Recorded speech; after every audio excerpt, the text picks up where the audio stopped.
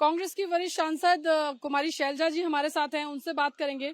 Ma'am, संदेश Congress party जो देना चाहती थी, आपको लगता है कामयाब हुए वो संदेश देने में? ये हमारी लड़ाई जारी रहेगी।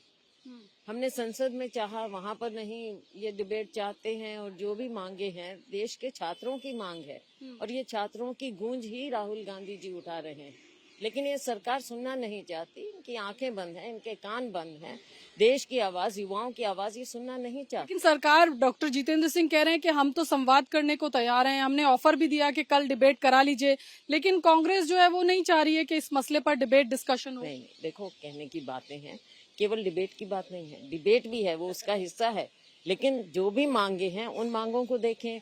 नैतिकता के आधार पर इस्तीफा भी होना चाहिए कि नहीं होना चाहिए, सभी कह रहे हैं। करोड़ों छात्र मांग रहे हैं और जो ये लीक हुआ है उसके बारे में भी, जो छात्रों का भविष्य आपने खराब किया है, ये कई चीजें हैं जिसको आपको ठीक करना होगा और उसके बारे में आप बातचीत करने को तैयार नहीं है। केवल ये कह देना कि हम वहाँ पर डिबेट कर देंगे, और वो भी अब आप यहाँ आकर कह रहे हैं।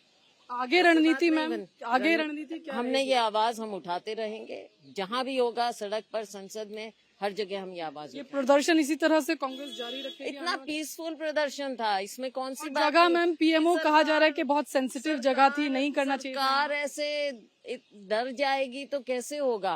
मैंने कहा ना, हमने तो खुद देखा हुआ है। इंदिरा जी यहाँ पर रहती थी, हम छोटे थे, यहाँ तक आते थे लोग, प्रदर्शन करते थे, ऐसी कौन सी बात थी? मतलब पीएमओ को चुनना कोई सांसद हैं, ऐसे नहीं है, सांसद हैं, सांसद बैठे हैं, हमारे नेता बैठे हैं और शांतिपूर्वक बैठे हैं, उसमें कौन सा ऐसा डर हो गया है?